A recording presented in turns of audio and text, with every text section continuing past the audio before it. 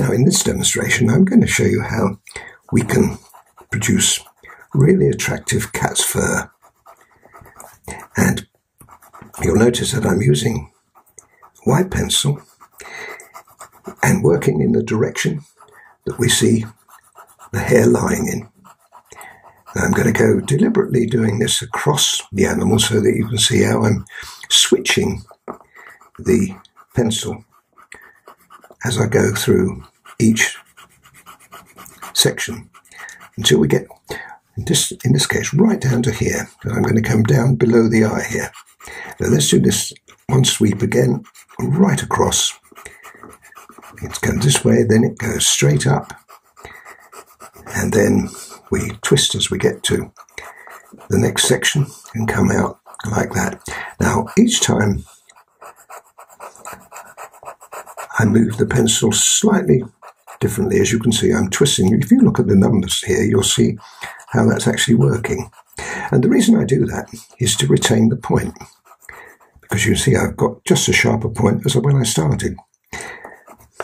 Now I'm nearly down to the area around the eye. I will actually drop below the eye here in a moment or two, but really this is the most important thing to show you. Now you notice that I've left gaps.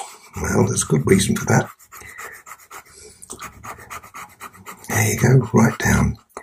And it's a good idea to turn the picture around. I won't do it, but you should do that because you can get the angle better. Now, just before we go on, let's hit just around here, just on the side of the eye. There's a lot of white. There's another lot over here. And this is where you need a strong white. Where I've left fur here, or pastel paper showing through, I haven't done here. I've made this much stronger. And it also applies below the eye.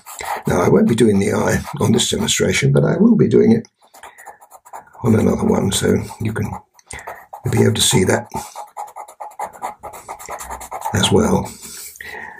I've also done the ears as well, if you haven't already seen them. And that's the idea, is to complete this cat for you in little stages, so you can return at any time if you want to see how I produce fur, or our eyes, or all the other bits and pieces. Now down here we are more or less straight, so that's how it's all going to be put together. Now I think you'll think that is really good. Okay, now I'm going to move into my next colour. Now the next pastel pencil I'm going to be using is the Ivory, and this goes again over the whole of the animal in the same idea, using the same procedure, that is across. Now I won't do it all, I'll just do this and then I'll advance it, and then we'll start working then on the markings. I've almost finished now, and what you'll notice is that I've left highlights of white. Remember I said that I used a stronger tone for that? Well, I did.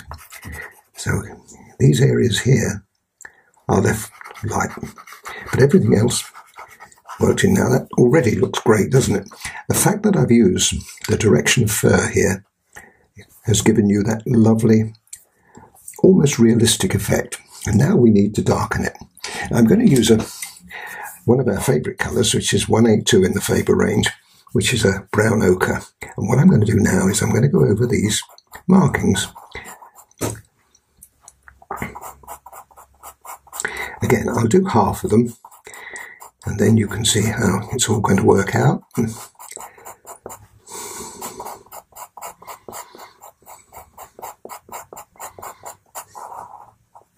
Now that looks really good, doesn't it? Now if I do half of this one, this is almost solid.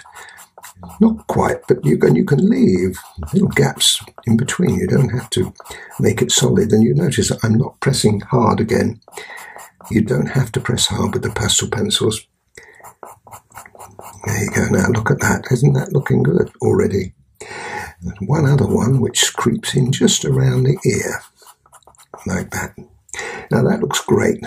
But it's going to look even better, folks, in a minute, because what I'm also going to do is I'm going to use this same colour, much, much lighter now, to put in the gingery fur, I would call this, everywhere else. And those markings, instead of looking as severe as they did just a second ago, they look much, much more realistic now. Now, when you get to there, come here, again, leave that white, because that's critical. And the other area you can leave is just there, where we've got the white against the ear. Again, don't make that solid. Now look how nice that is. Now I'm going to, as I said, I will do half. So let's come down here again. Again, avoiding that light round the eye area. There we are now. There, isn't that great? Now what I'm going to do, I'm going to do the rest of that in the same way. And then I'm going to come back and we're going to darken these markings. There we are. I finished that. Now, if you've got one of these, this is the colour shaper. If you've got a blender, any kind of blender, it will work. But these are ideal. If you haven't got one of these, don't worry. Don't do it. But if you have got one, you can just put this over what you've already done. And it just softens the fur. Once again, I'll just do half of it. And you can see the difference between the two. I go right in the middle of that. Don't necessarily have to go over the darker markers if you want to. There we are. And look how fluffy that pussy looks there. Now I'll finish this off, but as I say, you don't have to do this. You can leave it alone. It's probably better to leave it alone rather than try to use it your finger or some other kind of blender. Well, blenders are okay. If you've got a paper blender, that would work okay. But these are by far the best tools. And once again, now you see the white standing out. If that didn't, all you need to do is just go back over it and just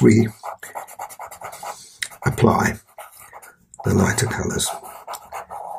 Now we'll be doing the eyes in another demonstration too, so watch out for them. Now I've got to darken that. Now I'm using the 283 in the Faber range, and this is a dark brown, reddish brown. Now here you see we don't make it too strong. There's a nice that's a light application there. There we go. Now isn't that looking good? And here again I will just do half of it so that you can see the difference it makes. Now isn't that great? Now what you might think, well, what about all the rest of it? I wouldn't worry too much about the rest of the fur. What if you feel inclined, you can come back in with the 182, the brown ochre, and just put a little bit more in. This time don't blend it, leave it as it stands. And if you like, that does make it just a little bit more acceptable for the dark colour. But there's no need to blend that. That will look great. So let me finish this off, and then I'll show you when it's finished and how we can add just a little bit more to the finished picture if you feel you want to. Well, there we are. That's finished.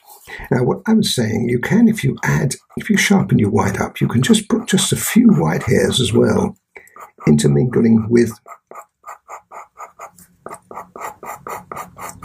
the ochre. You don't have to do this, but it just finishes the picture off nicely. You see how nice that looks? I'll do all of this.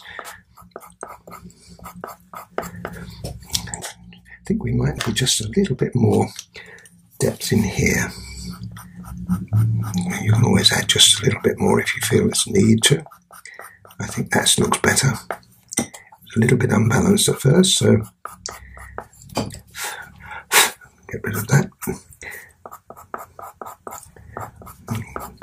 And nearly done.